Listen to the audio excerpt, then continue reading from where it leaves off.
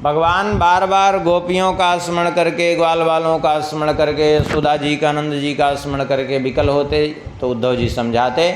तो एक दिन भगवान ने सोचा उद्धव जी को ही ब्रजमंडल भेजना चाहिए। वृष्णीनां प्रवरो मंत्री कृष्णस्य दयिता सखा शिष्यो बृहस्पते साक्षात् उद्धव बोधिसत्तमा। वृष्णिवंशियों के श्रेष्ठ मंत्री हैं, भगवान श्री कृष्ण के परम प्रिय सखा हैं श्री उद्धव जी महाराज, और बृहस्पति जी के शिष्य हैं। भगवान ने इनको जो है एक दिन कहा, तमाह भगवान प्रेष्ठम भक्तमेकांतिनं क्वचित् गृहीत्वा पाणिना पाणिं प्रपन्नार्ति हरो हरि। भगवान ने इनको कहा कि हे उद्धव जी, आपसे एक आवश्यकता है हमें। आवश्यकता क्या है? बोले गच्छोद्धव व्रजम सौम्य प्रीतिर्नौ पित्रोर्नौ प्रीतिमावह। आप ब्रजमंडल चले जाइए, व्रज चले जाइए, हमारे माता पिता के पास अर्थात नंद बाबा यशोदा जी के पास हमारा संदेश लेकर के, उनको मेरा संदेश दे करके उनका दुख हर लीजिए। और गोपी नाम मद वियोगाधिम मत संदेश विमोचे। और गोपियों को जो भी मेरे वियोग की पीड़ा सहन करनी पड़ रही, उन गोपियों का भी वियोग हर लीजिए। क्योंकि तामन मनस्का मत प्राणा मदर्थे त्यक्त दैहिका मामेव दयितं प्रेष्ठम आत्मानं मनसा सह त्यक्तलोकधर्मास्य मदर्थे तान् विभर्म्यहम्। उन्होंने अपने मन, प्राण, देह सब कुछ मुझको समर्पित कर दिया है, क्योंकि मुझे अपना परम प्रियतम मानती हैं। और जो मेरे लिए लौकिक धर्मों का परित्याग कर देते हैं, मदर्थे तान विभर में मैं उसका भरण पोषण करता हूँ। वे बड़े संकट से अपने प्राणों को धारण किए हुए हैं, मेरी आशा में जा करके उनको कृपा करके समझाइए। उद्धव जी भगवान की आज्ञा प्राप्त करके वहाँ से गए हैं और वहाँ जा कर के श्री नंद बाबा यशोदा जी से मिले हैं।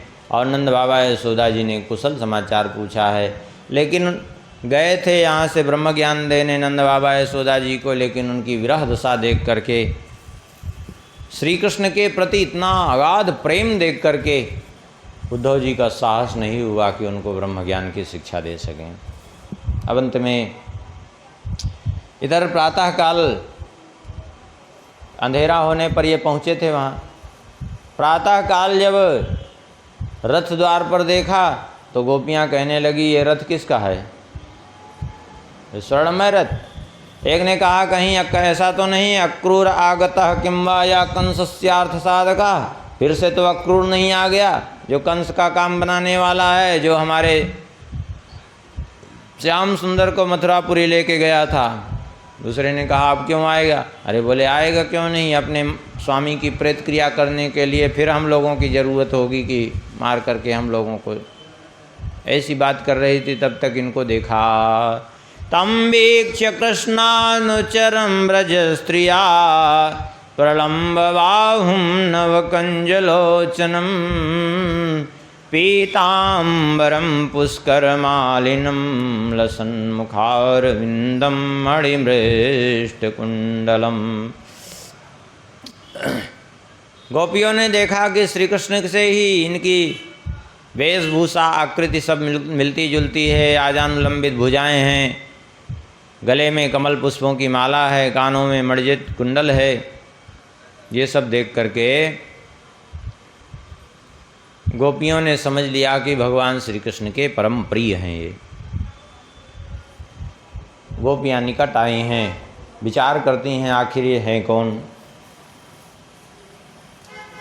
जब उद्धव जी गोपियों के निकट पहुँची हैं पहुँचे हैं तो उद्धव जी से गोपियाँ कहती हैं हम आपको पहचान गई। जानीमस्त्वां यदुपते पार्षदं समुपागतं भर्त्रे प्रेषिता पित्रोर्भवान् प्रियचिकीर्षया। हम जानते हैं कि आप यदुनाथ श्री कृष्ण के पार्षद हैं, उनके परम प्रिय हैं। अन्यथा गोव्रजे तस्य स्मरणीय न चिन्मय स्नेहानुबंधो बंधूनां मुनेरप्सुदस्तजा। लगता है आपको अपने माता पिता की खबर लेने के लिए भेजा है, नहीं तो यहाँ ब्रज में क्यों भेजते हो? क्योंकि माता पिता का स्नेह तो बड़े बड़े नहीं भूल पाते हैं।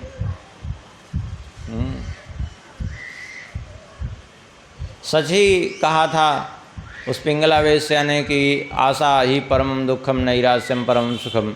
लेकिन हमारी तो ठीक विपरीत दशा है, हम तो आशा ही में ही परम सुख माने बैठी हैं, क्योंकि श्री कृष्ण की ही आशा है, हमें और कोई आशा नहीं है। इस प्रकार से बातचीत करती हैं और फिर श्री उद्धव जी उनको समझाने का प्रयास करते हैं, लेकिन गोपियों पर कोई प्रभाव नहीं पड़ा। गोपियाँ लेकर के श्री उद्धव जी को जाती हैं श्री राधा जी के पास। श्री राधा जी यमुना जी के तट पर बैठी हुई श्री कृष्ण के मिलन का चिंतन कर रही थी और उसी समय एक भ्रमर आया है श्री राधा जी के चरणों के पास आकर के वो गुनगुनाने लगा। उसी को लक्ष्य करके श्री किशोरी जी एक उद्गार व्यक्त करती हैं, उसी को कहते हैं भ्रमर गीत। मधुपकितौ बंधो मास्पृशांघ्रिं सपत्न्या उच्चविलुलित माला कुङ्कुमश्मश्रुभिर्ना वाहतु मधुपतिस्तन् मानिनीनां प्रसादं यदुषदसि विडम्ब्यं यस्य दूतस्त्वमीद्रे। अरे मधुप, तू कितव बंधो, तू कपटी का मित्र है, इसलिए मास प्रसांघ्रिम सपत्न्या कुचविललितमाला कुंकुमश्मश्रुभिर्नः, इसलिए मेरे चरणों का स्पर्श मत कर। मास प्रसांघ्रिम, मेरे चरणों का स्पर्श मत करो। क्यों? बोले सपत्न्या कुछ विलुलित माला कुंकुमश्मश्रुभिर्नः, क्योंकि मेरी सौतों के वक्षस्थल में लगे हुए कुमकुम तेरी मूँछों में लगे हुए हैं। कैसे लगे? बोले ऐसे लगे होंगे कि मेरी सौतों जो मथुरा की नागरियाँ हैं उनके वक्षस्थल में लगे हुए कुमकुम श्री कृष्ण के माला में लगे होंगे उनके आलिंगन से, और उनकी माला पर तू बैठा होगा तो तेरी मूँछों पर वो लगे। ओ भौरे की मूँछें आगे थोड़ी थोड़ी पीली होती हैं ना, उसी को देख करके कह रही हैं। तू यहाँ मुझे क्या समझाने आया है? जा कर के मथुरा की नागरियों को समझा। ये मुझे समझाने से कोई फायदा नहीं है। हाँ, हम उनको अच्छी प्रकार से समझ चुके हैं। क्या समझी? बोले सकृदधर सुधाम स्वाम मोहिनीं पाययित्वा सुमनसैव सद्यस्तत्यजेष्मान् भवाद्रे परिचरति कथं तत्पादपद्मं तु वद्मा यपिवत हृतचेता उत्तमश्लोकजल्पैः। सकृतधर सुधाम स्वाम मोहिनीं पाययित्वा, एक बार उन्होंने अपनी माधुरी का पान कराया और उसके बाद छोड़ के चले गए। अपनी एक बार अधर सुधा पिलाने के बाद छोड़कर चले गए। जैसे सुमन शिव सद्यस्तत्यजेष्मान् भवादिक, क्योंकि तुम्हारे जैसे वो भी हैं, तू भी उन्हीं का मित्र है ना। जैसे तू पुष्पों का पराग लेकर के उड़ जाता है फिर पुष्पों की ओर नहीं देखता, ऐसे उन्होंने भी वही बर्ताव किया है। हमें तो आश्चर्य होता है, परिचरति कथम तत्पाद पद्मम तो पद्मा, उनके चरण कमलों की सेवा कैसे करती हैं लक्ष्मी जी। जरूर यपिबत हृत चेता उत्तम श्लोक जलपई। अपनी बढ़िया सुंदर वाणी से लगता है उन्होंने लक्ष्मी जी के भी चित्त को हरण कर लिया है। अरे सडंग रे भ्रमर, तू मुझे क्या उनके चरित्र को सुनाता है? मैं कोई नई नहीं हूँ, मैं अच्छी प्रकार से उनको जानती हूँ। एक ही कौन कहे, मैं सब उनके चरित्र को जानती हूँ, जन्म जन्मांतर के उनके चरित्र को जानती हूँ। क्या जानती हो? मृगोयैव कपीन्द्रं बेव्यधे लुब्धधर्मा स्त्रियमकृत विरूपां श्रीजिताः कामयानाम् बलिमपि बलिमत्वा द्वेष्टयध्वांशवद्यस्तादलमशितशख्यैर्दोस्त्यजस्तत्कथार्थ मृगयोरिव कपीन्द्रम बिभ्यधे लुब्ध धर्मा। हम जानते हैं उनको अच्छी प्रकार से। क्या?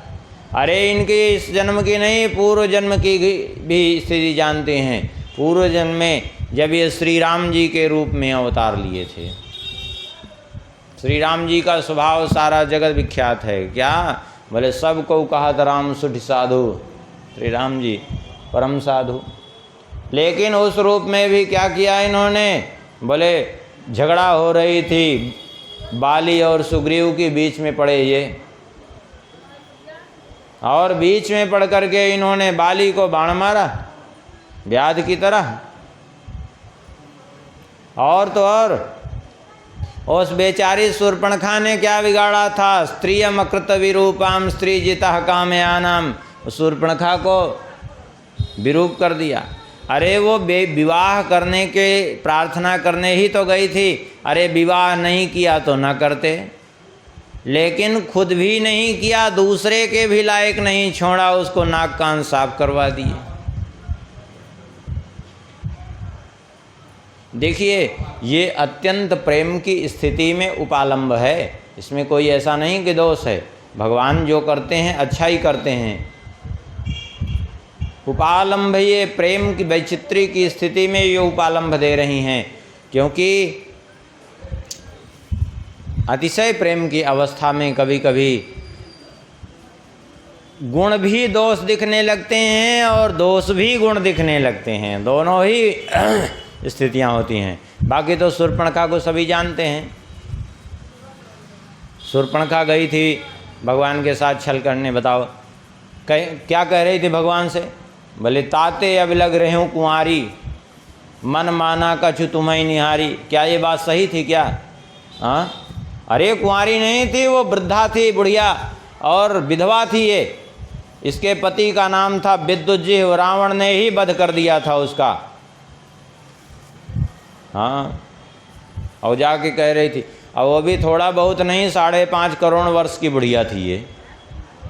हाँ, 5.5 करोड़ वर्ष की बुढ़िया, और गई थी विवाह करने के लिए। तो नाक कान साफ करना तो ठीक ही था एक तरह से। हाँ, ये दूसरे का भी चरित्र न भंग करे, ऐसी दुष्टाओं के लिए तो यही उचित है, क्योंकि शास्त्र ही यही कहता है कि जो दूसरे के चरित्र भंग करे उसको ऐसे साफ कर देना चाहिए, क्योंकि अपने रूप के जाल में फंसाती है। उपालंब में कहती हैं, और देखिए राजा बलि के यहाँ गए थे वामन बन करके, तो 3 पग भूमि के बदले पूरी त्रिलोकी ही ले डाली उसकी। बताओ, और ये भी है नहीं कि अपने लिए, दूसरे को देने के लिए देवराज इंद्र को दी। तो हम इनके जन्म जन्मांतर का हाल जानते हैं, इसलिए तदलमसित सख्य दुस्त्यजस तत्कथा था। बोले जब जानती हो तो फिर काहे उनका चिंतन करती हो? बोले क्या करें, यही तो मजबूरी है कि दुस्त्यजस तत्कथार्थ, उनकी कथा ही तो दुस्त्यज है। भले ही हम उनमें उनका वियोग है, लेकिन फिर भी उनकी कथा का परित्याग, उनकी लीला चिंतन का परित्याग हम नहीं कर सकते। क्यों? क्योंकि यदनुचरित लीला कर्ण पीयूष विप्रो सकृदजन विधूत द्वंद्व धर्मा विनष्टा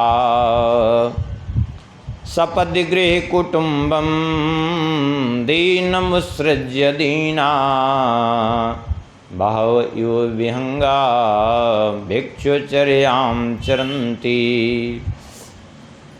जिनके लीला चरित्र को कानों से सुन करके सकृत धन विधो तद्वंद धर्मा विनष्टा, सारे द्वंद्व धर्म से जीव मुक्त हो जाता है। हाँ, और इतना ही नहीं, इन्हीं के चरित्रों का श्रवण करके सपदि गृह कुटुम्बम दीनमुत्सृज्य दीना, घर द्वार छोड़ करके दीनहीन की भांति जा करके कितने ऐसे हैं जो भिक्षुचर्याम चरन्ति, भिक्षा वृत्ति से आश्रय लेकर के अपना जीवन बिताने लगते हैं। बड़ी बड़ी राज संपत्ति को, बड़े बड़े राजपद को परित्याग करके चले जाते हैं।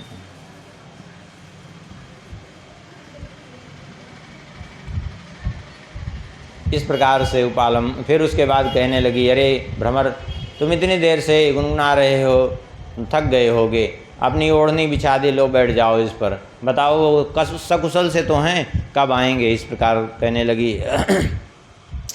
गोपियों की इस स्थिति को देख करके उद्धव जी का हृदय भर आया। उद्धव जी ने यद्यपि भगवान का संदेशा भी कहा कि आपके लिए संदेशा भेजा है कि मैं ही सारे जगत की आत्मा हूँ और मैं तो सब में हूँ, मेरा किसी से वियोग होता नहीं, इसलिए गोपियों से कहा तुम सब निर्गुण ब्रह्म की आराधना करो, क्योंकि निर्गुण ब्रह्म की आराधना में कोई समस्या ही नहीं है। हाँ, लेकिन गोपियों ने कह दिया,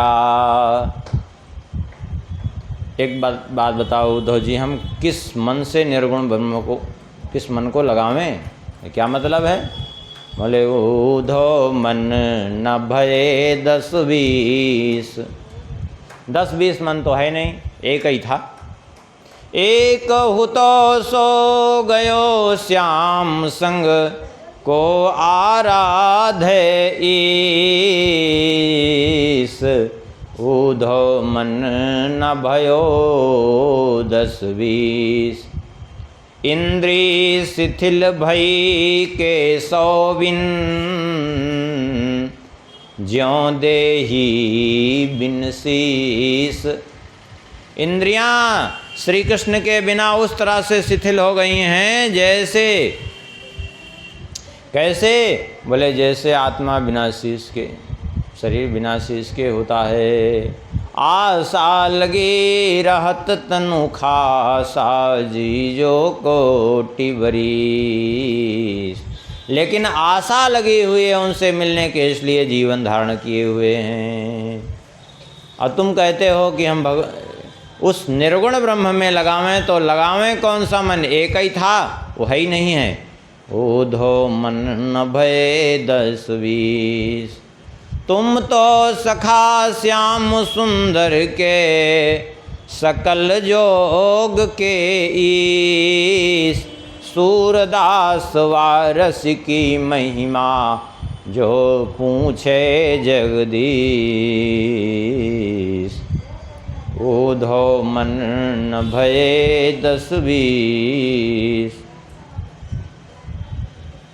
गोपियाँ कहती हैं कि आप निर्गुण ब्रह्म की आराधना की बात करते हो, तो एक तो बात तो बताओ। बोले क्या?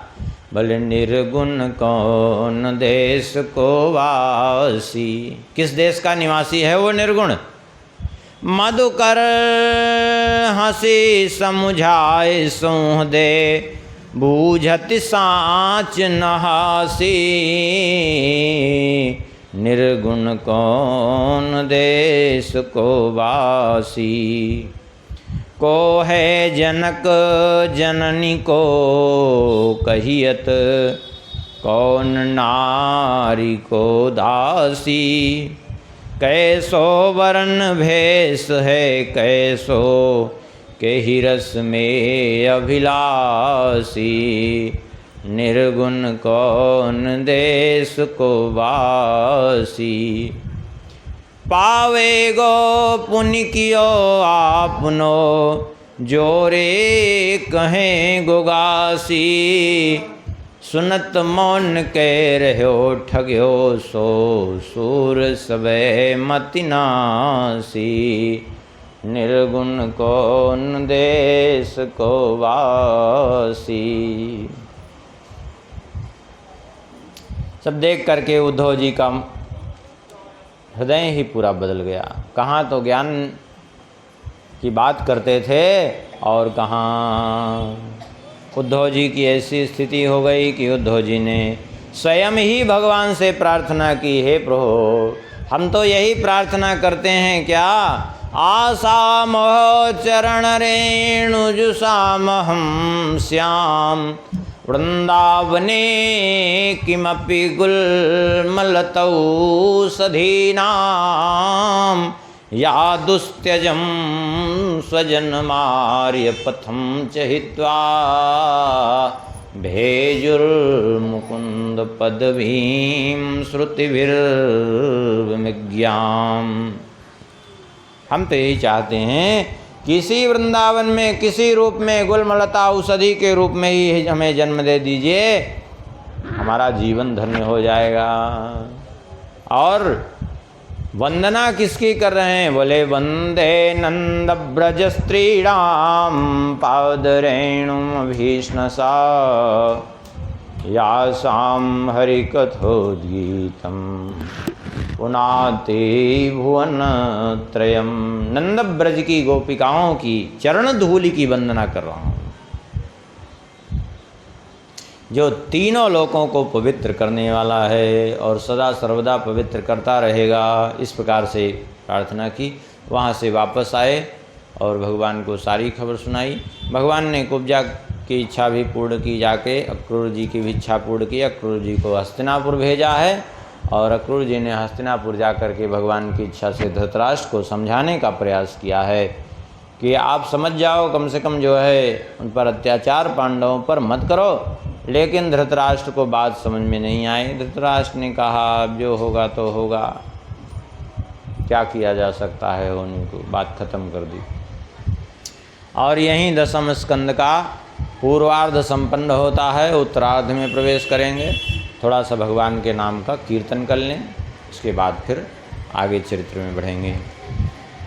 गोविंद जय जय गोपाल जय जय, गोविंद जय जय गोपाल जय जय, श्री राधा रमण हरि गोविंद जय जय, राधा रमण हरि गोविंद जय जय, श्री राम जय जय रघुवीर जय जय, श्री राम जय जय रघुवीर जय जय, सीतारमण श्री रघुनाथ जय जय, सीतारमण श्री रघुनाथ जय जय। गो